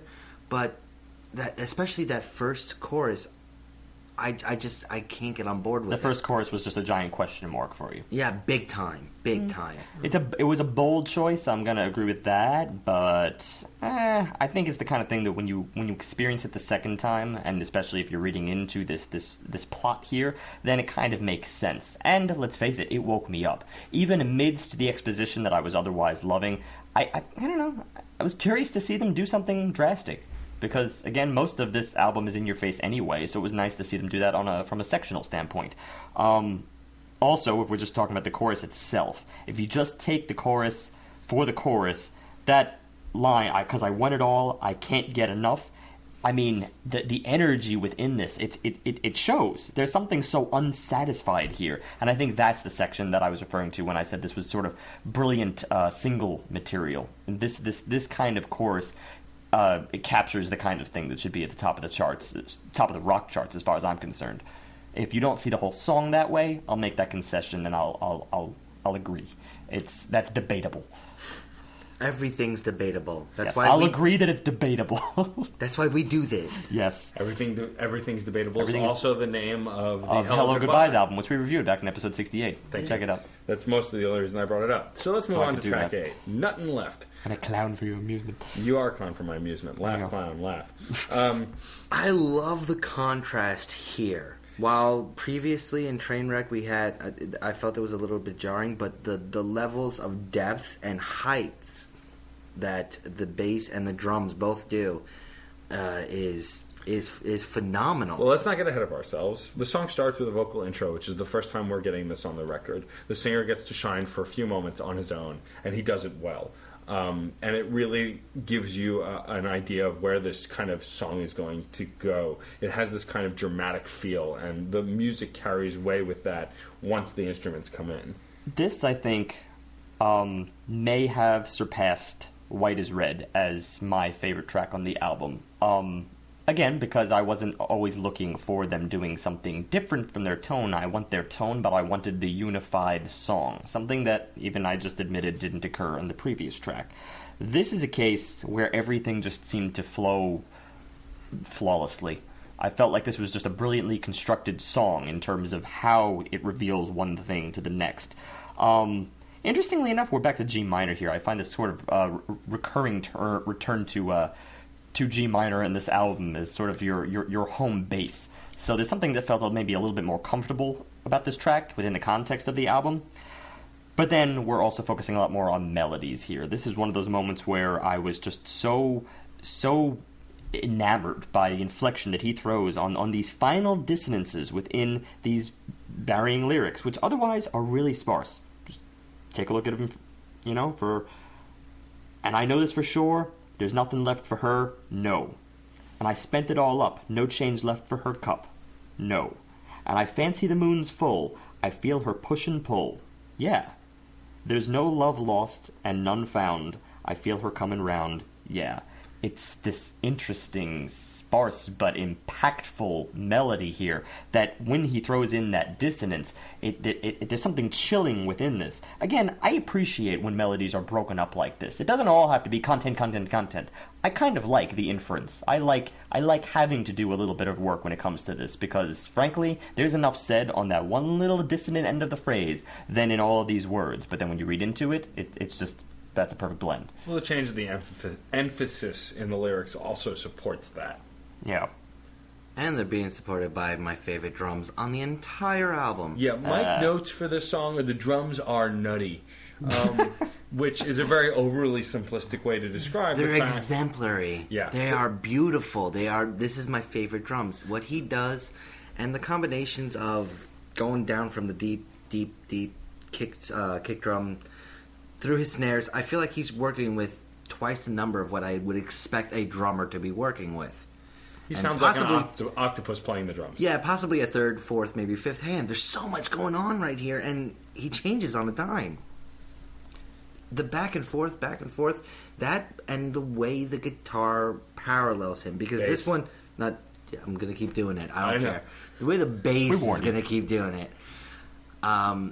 The bass is not in front. The drums are, for me, the main character of what this melody is doing. The bass is just trying its best to support what the drums are trying to state. The interludes for the drums, I will admit, are pretty damn impressive, although I'm going to continue along with the melodies here because I love them so much. Moving to the chorus itself. Now she's waiting for the night to see if everything's all right. So do the hardest things for free, and now there's nothing left for me. Now within this, the falsetto, again, I'm going to go back to this word chilling. It was absolutely... I'm enamored by the fact that he can sometimes stay in his more uniformed range, generally where he likes to stay. But then in those particular cases, he includes dissonance. When then he goes falsetto, it's just... It's like this uncontained passion.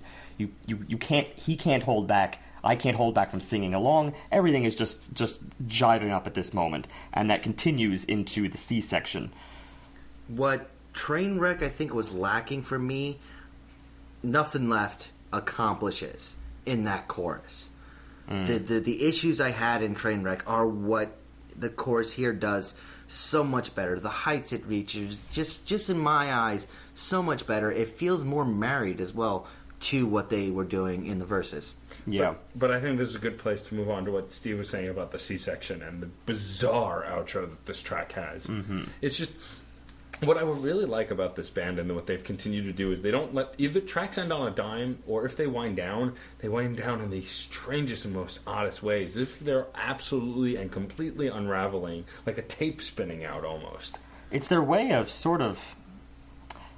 I kind of want to say this is another band that uses snapshot material, where they're trying to give you a particular emotion and just sort of leave you with that. It's not always trying to take you on a story. Granted, I said that in some of these tracks, but the vast majority of these, they're just trying to rev you up, or more so than that, just put you at the top immediately, plateau you throughout, and then just wonder how the hell you got there in the first place.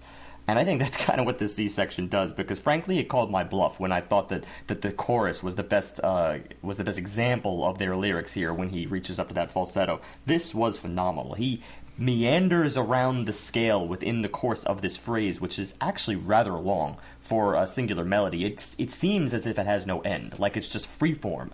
But of course, it's extremely well written. It's extremely tight, and it's almost as if within these meandering around the scale here, it's like it's searching for meaning. Yeah, and that really is, I think, the greatest way to have wrapped up this track. I don't think they could have ended it any other way. Fortunately, from this track, we go to a point where I think the album starts to take a little bit of a dip. So we're moving on to track 9, which is Government Trash, and this is the first true punk-sounding song that we really get. In instrumentation, and in speed, and in structure, it really feels very punk. But my problem is, instrumentally, lyrically, inflection, vocally, it's very straightforward. It's not bad by any means, but we hit that cliche that we always say. It's just, it's very familiar. It's something we've heard before. This is not very unique, even for a two-piece band. It's called Government Trash, and I think this is the trashiest side of punk. That's not to say it's trash as in, like, utter garbage as far as music is concerned. It means to say, like, a lot of people refer to punk, the trashier side of punk, in a more nostalgic sense, in a more, Yeah, that time I got a bloody lip during that mosh pit. Yeah, exactly, that was awesome. Exactly. It's that brand of punk, which perhaps didn't belong in this album as much. Although, again, that depends on your interpretation, because I flat out said it was very testosterone-filled in the beginning, so perhaps they felt like they needed this track. But let's just say this. This album in general, I think, has moved mountains from their original album back in 2004, which is still really, really fun, but it's more in line of this stuff. Okay. It's a little bit grittier, but it doesn't always have those chilling moments. Instead of chilling moments, they're using a lot of the same pieces that they had in the earlier parts of the album, but they're not marrying them. They're taking an idea, they're repeating it 4 times, they're moving on to the next idea, they're repeating it 4 times. This is a combination of riffs, of melodies, just no flow. There's nothing, like, I feel there's a through line in everything here. Well, even flow is one of those strange words. I mean, flow is how you take it. If you like the mosh pit flow, then this has got a great flow. And there's something about this. I mean, this is strange how opposite ends we are in this particular case, because, you're coming from more of a punk background, but the funny thing is I feel like I'm coming from more of a this background, whatever this is. It's still kind of what I loved about them in the beginning. It's still got their tone. I will admit, though, that as far as form goes, this is the least formed on the album, and it's also, even if you don't consider it as form, it's got the least frills. Maybe that's it. It's repetitive. This is the first time on the whole record where you truly feel like they're getting a little repetitive. I think it's like if you pull back, then there's just the singular attitude that drives this. It's the attitude that I still enjoy. It's the attitude that keeps me invested. But for any other listener who's not looking for that or who needs more, then it's not really offering it. Yeah. I can accept that. It's really the one thing it has going for it. And unfortunately, track 10, Gemini, kind of falls into the same trap. It's not as punk influenced as track 9 was, but my biggest problem with Gemini is, even though the intro is very interesting, it's got this weird screeching sound and they're trying to do something a little different, it doesn't really go anywhere from that. That's the thing, though. I think it falls into a different trap entirely, which still leaves it probably about the same level as the previous track. The squeal is something that's not necessarily new to them. They did this on the previous album, as far as I recall. It's this sort of way of just, again, jarring you. But we had moments earlier on this album where we were much more pleasantly jarred. One of those instances, obviously, was Trainwreck 1979, although then again, John was sort of in between on that. I still enjoyed that, and it definitely was merit in terms of theme. This particular case, I the love squeal, it. It's an odd signature of theirs, but I'm just not sure if it serves any purpose on this track. That's where I'm really going to be honing in here. It's a great idea. What they first introduce and use as the main focus of the verses is a great riff, a great almost melody. Yeah. But they do nothing with it. The entire song, they do nothing to this great idea. I don't even know about the riff itself. The riff itself, I felt, was almost absent. It was more in line with the eighth notes in this particular track. It wasn't really hitting any marks for me in particular. But this sort of lacked the same energy as the previous track, which is what I'm trying to get to, is explaining this is a sort of a different pitfall, a different trap. And I think it's more the melody itself. This is one of those cases. From a pure artistic standpoint, it just isn't hitting marks. It's not really memorable for me. It's not something that I really took to the bank. I can barely hear it in my head now. We kind of had this instance last week when we were looking at one of Weezer's bum tracks, one of the ones more from the 50s era kind of thing. Something that's just, you feel the point vaguely, but it's just it's not that memorable song. It's not going to be that effortless anthem. Yeah, it just... Not that this is really trying to be. I think that's the problem, is that the song was generic enough that it felt straightforward and wasn't very memorable. It didn't leave an impact. It didn't stay with us, and it's because I think of the structure and the sound. I had one positive thing to say about this track, and that was the bridge. The riff that occurred during the bridge was a very impressive pattern. It's one of those things that it almost makes you a little bit sad to sort of take this from a reviewing or critical standpoint, to look back and say, wow, that was unbelievable. At the same time, didn't make an impact on me. Didn't do anything else, That's always painful to say, especially for anyone who worked really hard on a riff. And believe me, at every other moment in this album, they've hit that mark. It's just in this particular case, I'm going to call the ineffable. I don't often do this when it comes to music, but when it comes to our reviews, where we try to break things down logically, but in this particular case, I am calling the ineffable. This just doesn't got the it. I agree. I don't really have much else to say. Got anything to say on lyrics here? Because they're interesting. The really long chorus, because it's another two-part chorus, though musically it's not as diverse as we've gotten in the past. Everything is pretty segmented in this track, though. Yeah, it's not really. It was interesting once, but it jumps off rails. I would have loved the story that inspired this song, as opposed to the lyrics of this song. I guess that's what it boils down to. There's something deep and dark that they're talking about here, but it doesn't go anywhere. It doesn't do anything in this case. I kind of want to see the Snow White horror story that might have been here. My girl is a Gemini. She gets things done. Sometimes she's mean, but she can be a lot of fun. She cries on her birthday. No, it's not the first time. Yes, she cries on her birthday. No, it's not the first time. Her blood-stained walls, stepped on and forgotten, cut from the film, cut from her wrists. 24/7 still believes in heaven. Raspberry lips, never been kissed. I actually think it's pretty strong poetry. It's just a shame that I don't see in any sense how it really connects with the music. And those lyrics, I don't remember. I don't remember at all. Like, you reading them, it's like I'm hearing them for the first time.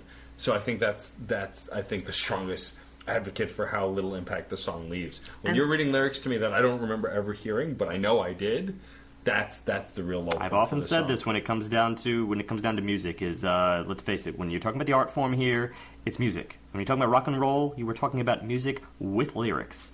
In many of these cases, you need to make each one serve the other in almost every single capacity. If you think you can just write music around your story and not really put too much effort in that music, well, then that's a fundamental flaw. It doesn't matter how good your story is. Same goes in the opposite way around. If your lyrics are just there for the sake of being there, but your music is superb, I mean, frankly, as a musician, I'm more inclined toward that realm, but I've often proven wrong in this case where people, take the lyrics and they read it, it's just like, ugh, that doesn't really say anything. And it's kind of like, that goes along with that otherwise awesome riff that I was just jamming out to. That's kind of a downer. It sort of puts a nail in the coffin of this thing that I had previously enjoyed. So that's the breaks when it comes to music. Focus on both. Focus on the full art form. Thankfully, we get rescued at the end here. So the final track on the album is the title track, The Physical World. And already from the beginning, we're getting something different. We have a very strong keyboard intro that's very theatrical in nature, that's really engrossing from the moment it starts. It's like this whole techno intro up unto itself, and it serves as an exposition. And within this, oh boy, I could go to town in just breaking this down. It's extremely complex stuff, almost overly complex for the song itself, because the song proceeds to go in a wildly different direction. But just to take this part for the fun of it, it is in 4/4 quite deceptively so, because the accents and the target notes of this particular riff, if we're calling it, is just, it's so deceptive. It meanders around, and the target notes are not always where you expect them to be, but if you follow it up, this isn't 4/4, this is straight on. It's just playing around with the middle area so much. But after that, full-blown metal. Yeah, and what I think is so interesting is that it goes from that techno into the speed metal sound. It's like It's if not Daft Punk and Metallica had a baby, almost. It wasn't even Yep. speed metal. Like at points, it felt apocalyptic. Just the back and forth of it, and this was coupled with the words, which are just all over the place. This is probably the most pointed writing on the entire album, only because they decided not to try to do full sentences. They decided to actually just emote these words, which I think actually fit the vocals better than anything else on the album. Go Bridge 1, has strung out, build up, tear it down, sunburn, walk it out, look in my.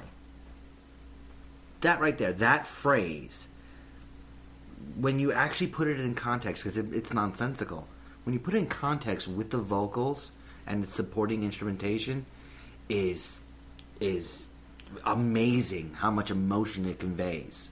I'm not gonna lie. This sound, this techno rock sound, or even the speed metal parts that the techno takes a step back on. This is what I wanted from New Judas Priest or some of the other new metal records we listened to. Like, this bass work is incredible, and it really gives you that headbanging metal feel. It's kind of mind blowing because I mean we got hints of this on the record, and there were moments of it, but this is where they go balls to the wall. Amidst the apocalyptic tone here, it's very twisted. It's disturbed. It's They pretend them. to have a rising, falling nature to the sound, and yet all of a sudden we're getting those peaks and valley work, that halting up and down. But it's so much more stutter step. It's so much more just across the board that it's phenomenal. And that's not the whole song. That's forget the synth, forget everything that was done in this. It then goes into a slow break that rebuilds and goes into that full-fledged monstrous outro riff. But also the thing about this song that's really fascinating is that as far as conclusionary tracks go for wrapping up an album, what I really like is there was a sense of urgency on this whole record, but clearly it wasn't urgent enough because they kick it into high gear in the final track. The sense of urgency is almost painfully aggressive at this point. Yeah. And it's like they're racing towards the end. Whatever that end is, whatever the means is, they're racing towards it at this point. This also sort of culminates in a point where I don't think we're just getting snapshots, but we might be getting a semi-morality play, if you follow. But it's abstract. Still, these are some of the more evocative lyrics, I think. I can help you if you don't try. Staring at nothing is right. Can I say something? That might sound wrong. Maybe we've been too free too long. But particularly, I am fascinated by this. Maybe we've been too free too long. I think this is one of the lines that I think really gets me, just in terms of that single one-shot, simple, makes you think. Yeah. But it's not even, it's the phrasing as well. Maybe we've been too free too long. Exactly. That pause in between too free. That was just, it's pacing. It's using nonsense. Even if you're saying it's an amazing It's combination. saying something without saying something. Exactly. Or it's not saying something while saying something. Which is, it's amazing how they use a pause, that outro riff, and then that phonograph creep noise. So the end of the track, the way the track wraps up, it turns on the creep factor. It's got what sounds like almost an old phonograph playing, but it does along something with the drums and bass. The phonograph comes in this outro. But what's really interesting is it does something that an album hasn't really done recently that I listened to. It ends on a jump scare. What's a jump scare? A jump scare is a sudden sound that makes you jump, and it literally, record sounds like it's playing, scratch, loud noise. It almost resembles a scream, but it's not. And then it ends on a dime, like that sudden noise, and then it ends, and that makes it feel final, but it definitely doesn't feel resolved. And I think that's what I really like, is that they leave you on this open-ended, what? I want the next album. I want what the physical world is going to lead into. Yeah, I hope this band does not take another 10 years. And if they do, let's hope that all three of us are still around doing this. Unless anybody has anything else to add, I will go into wrap-up. Don't see why not. Go for it.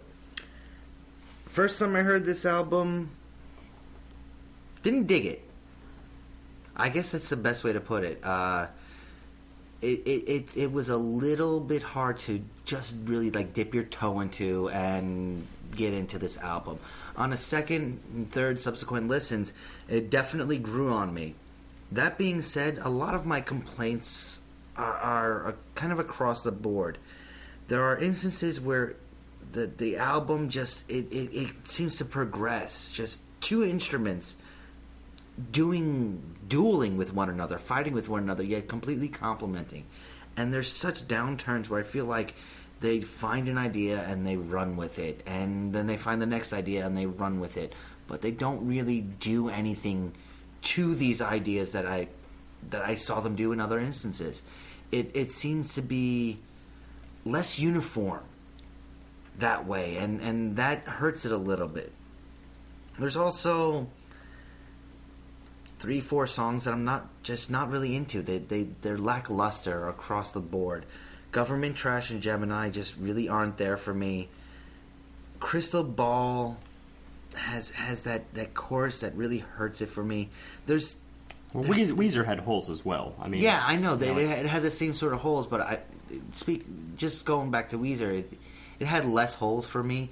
But at the same time, here there's a lot more instruments. There's a lot more just skill involved. The technicality here is just phenomenal. Interestingly, there are less instruments here. Well, no, I mean... I follow you. The presence of the instruments are just so much more here. Yeah. But at the same time, that makes it a little bit less approachable, which was one of the big factors that made Weezer so good. So it's a back and forth. And I'm not going to compare this to Weezer. I can't compare this to Weezer. I'm going to go back to Goldfrapp. Goldfrapp was an album... What? No. I'm going to go back to Goldfrapp. Episode 64, Tales of Us. Check it out. I thought it was great instrumentally and really didn't like the album. Here, I think it's better instrumentally. And I like the album a lot more.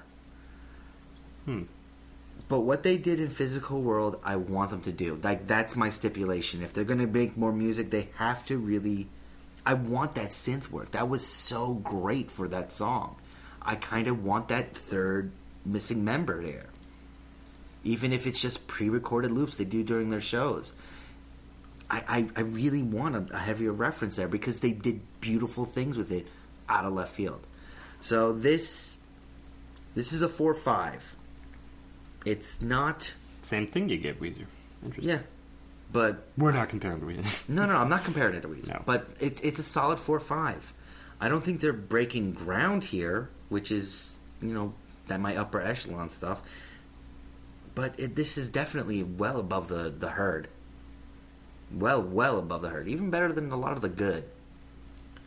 I'm honestly surprised you rated that high. Your wrap-up didn't support that high of a rating, so that kind of blew me away. The things you guys said are undeniable. I was just trying to point out the flaws I found. Gotcha. That's all I could really do. Okay. For me, this record, I mean, let's be... Candid? Is candid? Candid is the word you're looking for. I fucking love this record. Hey. That's candid. The thing about that is, I was really grateful that 2 weeks in a row we get some really solid rock records. I haven't really had a lot of luck with rock records lately. There are bands that I have been listening to that I like. I mean, I interviewed Hugo of Tantric, and I'm really into their stuff. But their stuff leans more towards the median.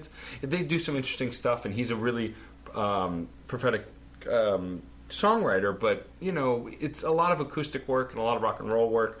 This is something so interesting that two instruments, mostly, with some help from the keyboard, do so freaking much. I mean, John said a lot, and I'm sure Steve's going to go into even more intensely detailed description. But you don't know me, man. I do know you pretty well. Yeah, you do. But he does. But what I really like about this band is that there's this base level of rock with a build of metal and indie that is kind of this blob of rock and roll that I really was looking for. And I found myself when we were sitting during the group listen together headbanging. I haven't really done that in a while. I really got into it. The rhythm, the driving bass, you just can't ignore it. It's almost hypnotic. And I really loved it. I mean, the only low point for me were 2 tracks on this record.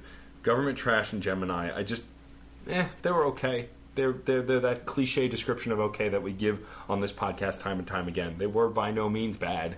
They were good, but they weren't great. Which I'm getting tired of saying, so I won't talk about that anymore. I'll talk about the highlights. The Physical World, the conclusion to this album is unbelievably fantastic. One of the best conclusion tracks I think we've heard all year. And it's the longest track on the record, and it just goes through these movements, and that ending, that creep. I don't do well with jump scares. I'm kind of a coward when it comes to that kind of stuff. But I really liked it. I liked that kind of note it left me on. I'm like, what? What? Huh? What? It really kind of conveyed a strong emotion in an absolute split-second instance. That's freaking huge. So, that said, the only reason I think John rated it a little high is because this album's kind of existing where I am. It's by no means a perfect record. There are flaws.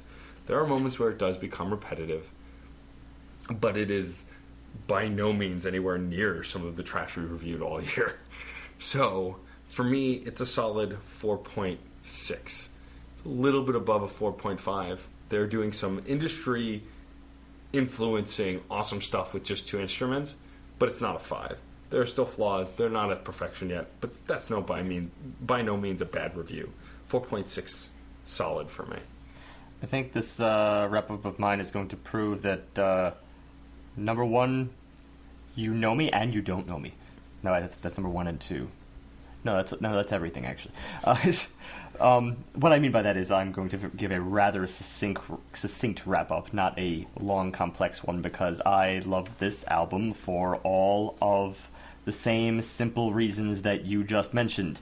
This is a head-banging album for me, too, and I can't, sum that up any better. I cannot wait to take this album and drive over the speed limit to it and maybe get myself in an accident and say, hey, I lived, because that was fun. This is the kind of album for me. This is the kind of what, I guess I did as of the time that their first album was out. And frankly, I find that they're picking up right where they left off, and they're offering even more than what they initially had. And it doesn't even matter that they're entering in a decade later, because it's not like there's been a lot of headway with this particular sound. There's just been them. No one followed through with this or tried to further this sound or do it better than they did or anything to that fact. There's only them. They just hung up a sound that was wildly unique, and they picked it up again, which is awesome, and I can't wait to hear more. I want this sound to get even more and more refined. And that brings me into my rating, which, no joke, I had planned 4.6 before you even said it, for that exact same reason. This is just slightly above that great factor. And I, unfortunately, am going to just bring this back to one little post-Weezer comparison. Not that it's terribly appropriate, but maybe only for that whole, somewhere in the distance is the roots of punk kind of thing. But the fact of the matter is, I just can't rock out to that Weezer album in the same exact way. I think they have tighter melodies, but I think this album is proving that I'm looking for this more than I'm looking for tighter melodies. I'm looking for something that I can have a lot of fun to, and not just say, that was a great piece. This is throwing me on several different acid trips in a row, and I think that is probably leaving the bigger impact on me in the end, as opposed to the fully formed pop structure. So, in such the same way, I don't care as much about government trash. It's still kind of even fun in the way that I rocked out to it back then. There are holes. There are bound to be holes. That's what the remaining 0.4 is for. Just clean up the holes and you'd be closer to a 5. As an individual who has used recreational psychotropic drugs, I definitely get the acid. I definitely get a little bit of the acid going on there. Yeah. And it's not even the same level of acid, really. Frankly, it's just FUN fun. This is what this album is for. This is what it's going to do. This is why Obviously I would promote it. He didn't put a period at the end. That's right. No period. They have a period.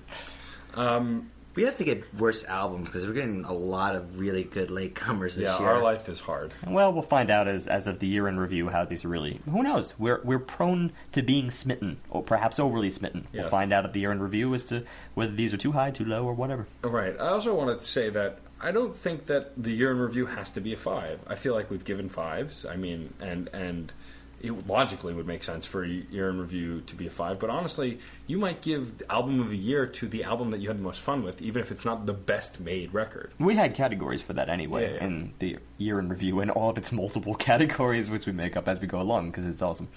I do want to take a few moments at the end of this podcast to talk a bit about why I rated this album so high. The reason I rated it so high, among many others, is because this is two people creating fuller sounding music than I've heard 8-piece bands make.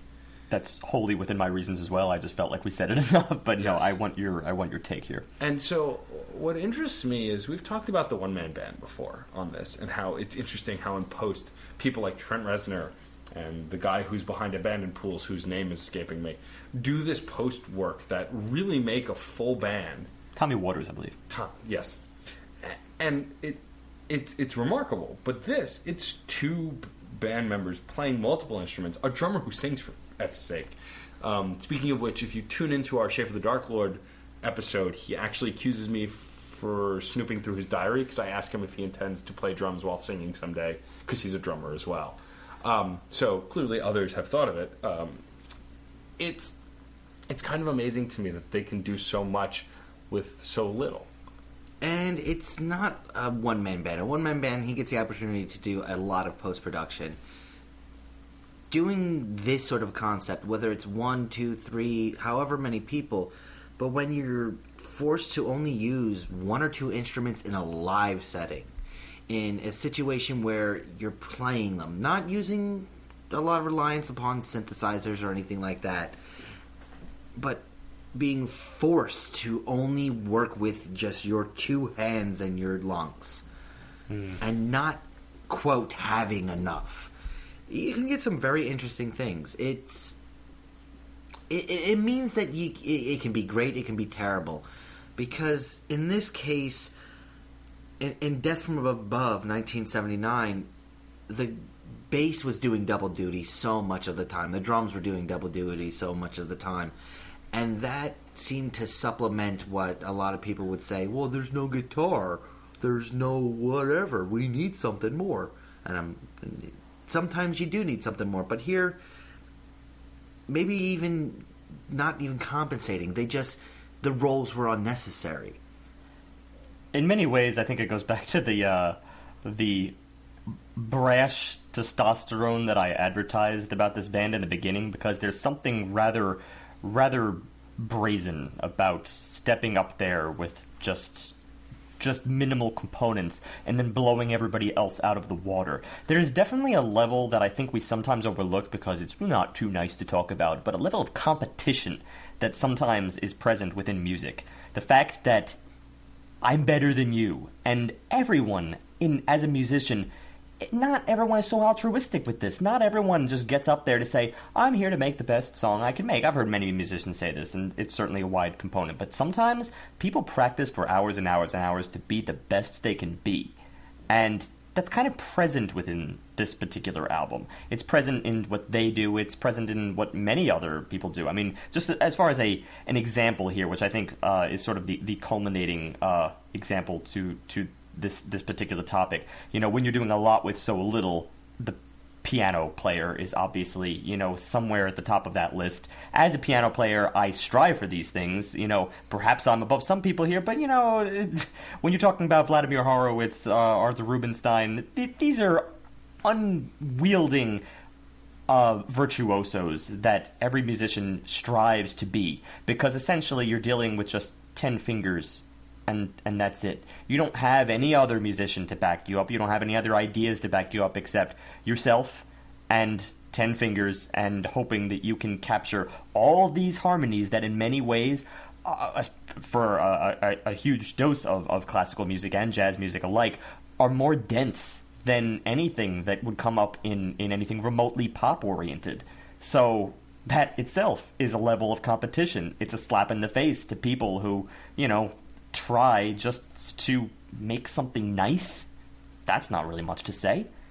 And then there's also, on the flip side, when you really just don't go the route of trying to accomplish more with less, is the White Stripes. And I do love a lot of their music, but for the most part, nothing even comes close to this. And that's because, well, they take the bass and they have it as the, quote, typical bass. And they have the drums and they have a, quote, typical drums. And they don't really do anything to try to expand upon that. There's very little that actually tries to breach the idea of we don't need anything else. Well, they're the perfect example that they kind of prove that they're the counterexample. They get the A for effort. They try. See, that's the thing. That proves that in many cases there are glaring holes when you try to attempt something like this, because without a sufficient song in mind that really highlights your few instruments in the best manner possible, then all you have is just, exactly what people would expect you to be, a drummer and a bassist. But where's the transcendental line? Clearly we've reached something here in this case, and I'm with you. I like the White Stripes. I like them for what they did. But it is true, and I think Matt said this off-air right beforehand, that, this is like a tighter version of the White Stripes, a sort of using somewhat of the same components, but it's just, there's more thought put into this at times. I think ultimately why I wanted to talk about this and bring this up, because this isn't a long-form topic by any means. I mean, we're more or less touting this format and what you can do with it. But I think the reason it's important to bring up is... Prove the impossible, I think, is what we're trying to say. Yes. I think that we've been too nice on some of these bands, and I'm guilty of it too. I think that what this band has proven to me is that you are capable, and when you're a band and I'm going to put them on blast, even though I'm a huge fan of them, and hopefully maybe they'll hear this and feel bad and wake up. But the Bare Naked Ladies are a band capable of a lot of really good and interesting things. They've put out albums for years. They're great at comedic timing in their records. They're great at lyrics. They're really good songwriters. But they put out an album this year that was horribly disappointing because it was so safe. And they have a dedicated keyboardist who also plays saxophone and plays other instruments. It's like they have the talent to do it. There's no shortage of that. That was last year already. That was a 2013 album. Wow. Greening the Streak, episode 53. Check it out. The problem with that is you have so many components, and you can't even attempt what these two musicians excel at. And it's aggravating me. Green Day, a band with clearly talent, they've played for years and years and years. And they fall so short on their recent works, whereas this band with two instruments can do so much more. And I think that's why I rated them so highly also, is they're as musicians, are taking musicianship to the next level. And I think that's what's really important. One of the bands I almost brought on, except they haven't produced anything new, I'm forgetting their name, but I know I sent Steve a link, so I'm going to look at my email. It was a duo. Brothers. One was on the drums, one was playing the keyboard. And he wasn't even playing the keyboard. He was pressing a few buttons and completely mixing it on the fly over his brother's work. Phenomenal stuff. Chemical Brothers? Yes. Oh, yeah. I know yeah. Chemical Okay. Brothers, yeah. Yeah. We had a little bit of a discussion. This was over a year ago. They haven't done anything new, and they were a group I wanted to bring on because they do the same exact thing as what's here. They have two ideas, and they just work with those ideas. One has drums, the other has keyboard, and they just do everything they can do with those two instruments. The big issue is you have to know your instrument. You have to know what its capabilities are. Not just your capabilities, but what that piece that you're holding in your hand or is sitting in front of you or may just exist in your throat. What it can do. And it's not even just that, because even with less instruments you can do more, because there's a technical aspect that you can look into, like with looping. There's an artist local to Brooklyn who I've seen at the Way Station several times named Eric Vitoff. He does exactly what Reggie Watts does, but with a guitar. He has a loop machine and a guitar, and we call him the one-man Daft Punk, because he actually covers some Daft Punk songs as well as has some originals, but he does them all and creates all of the layers of the structure in a Daft Punk song using a guitar. I'm even glad that you brought up Reggie Watts, just because he's the perfect example also as just a solo guy who can blow other people out of the water with just his little loop machine and his strikingly unique vocals, which can broach 3 different accents. It's just one of those things where you really look at certain artists and they really bring to light what we are capable of as an artistic community. And that's not to say there isn't a place for music that like pop and other stuff. I just feel like those people should try harder. I agreed. Well said. And one final note, one thing I wanted to bring up is that, no, for me, one final note, because Steve's giving me dirty looks. When you have 1 or 2 or 3 instruments, you can make them sing in ways that you can't when there's more competition going on there. You don't have to worry about levels or anything like that. When it's just a guitar, you hear the guitar. And that's the voice you're speaking with. And there's something with a soloist or a duet that it just becomes magical when you can actually hear that single idea or that single instrument really becoming not just the focal point, but becoming like itself. Well, I mean, even just with what you said, I do agree. There's sort of a hierarchy in terms of just leveling and complexity, that sometimes people are sort of seeking this overcomplication of their work, where, clearly the more people involved, well, the better it will be. A lot of times, all you're creating is this social web where one idea will falter with respect to another, and people will fail to sort of live up to this ultimate potential because everyone has their own artistic vision, and a lot of times that's just going to clash. This is another reason why, for instance, on the grandest scale possible, the orchestral scale, people struggle to come up with these life-changing, century-encompassing pieces, which just don't always happen. They're so rare because it's too many factors. Too many things can go wrong in the course of these pieces. Even some of my favorite symphonies, I can still say, I'll skip a movement, because it just doesn't reach the same. Those can be really long. Beethoven has his best movements. Everyone has that phrase he knows from Beethoven. Even some of those moments, there's things that just don't always quite jive. This is a very challenging thing. And I just want to give one more point on the opposite end, and that is, talking about the massive complexity, many people involved. Let's go down to that one person involved again. I will even say that as interesting as it is, especially for just one person to control their vision and even strive to outdo the collaborators, outdo the best in those categories, sometimes there's more to be said for the duo. The people who are right there in the middle of it. Not necessarily a band, certainly not like this, massive collaborating orchestra, or the single soloist, period. Just the duo, because it at that point you're talking about things like fate. The fact that two people will completely line up on their artistic vision, and because they are a dual personality here, they have much more a chance of communicating their vision to each other than it would be if it were a group where all of a sudden that communication starts to break down, wherein you get the life-changing collaborators such as Lennon and McCartney, and in perhaps these guys. And that's why a lot of times when we talk about Green Day, we talk about Billy's idea, or we talk about Weezer, we're mentioning Rivers specifically. Exactly. In many ways, they're more like the composers as the composer to the orchestra. It's more like, well, hand off your work and then hope that it jives in the end. But the funny thing is, it doesn't always work, because that's the sort of the thing I'll leave on this album for today, is that these guys, they did have artistic differences. That's what led to their decade-long hiatus.